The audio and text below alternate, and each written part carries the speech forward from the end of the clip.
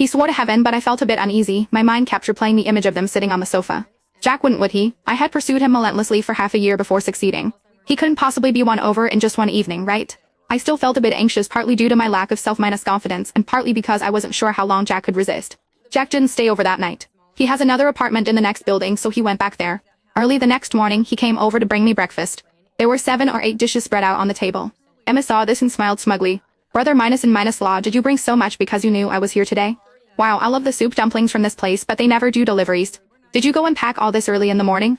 Jack looked up at her. No, I forgot you were here. I actually bought less than usual. It's mainly because Lily doesn't have a good appetite in the morning, so I buy more for her to choose from. Emma let out a long oh, but her hands didn't stop fiddling with her newly done nails. This was her state when she was thinking. I figured if she was only slightly interested in Jack before, now she must be determined to have him. I unconsciously tightened my grip on Jack's hand. Maybe feeling the pain, Jack looked at me. I hurriedly apologized and left the table. In the evening when I got off work, they were again sitting on opposite ends of the sofa. When I came back, Jack got up to greet me.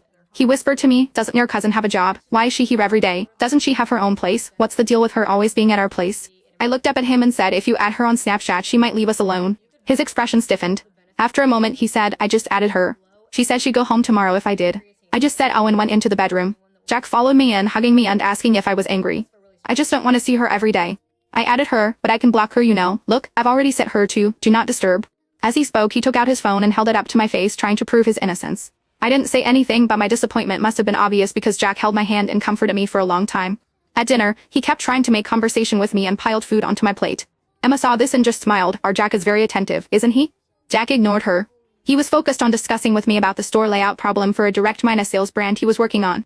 Emma deliberately made a noise at the dinner table to get our attention. When we looked at her, she smiled and said, oh my, you're talking about something I'm good at. I got a bit excited. She turned to Jack, who looked confused, and said, my ex-husband has a direct minus sales brand and that's doing quite well. He has many channels that he could share with me.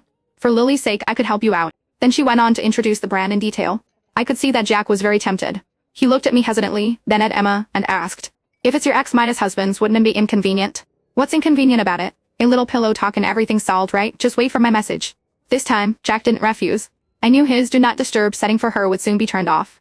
Sure enough, after entering the room he said to me, your cousin Emma is very generous and straightforward. I just looked up at him once, my eyes half red. He immediately came over to comfort me. I was just saying. How could I be interested in a woman who's still entangled with her ex-husband? Emma left my apartment the next day, and Jack didn't come back for several days. He said he was out of town for work because several direct minus sales stores were opening at the same time.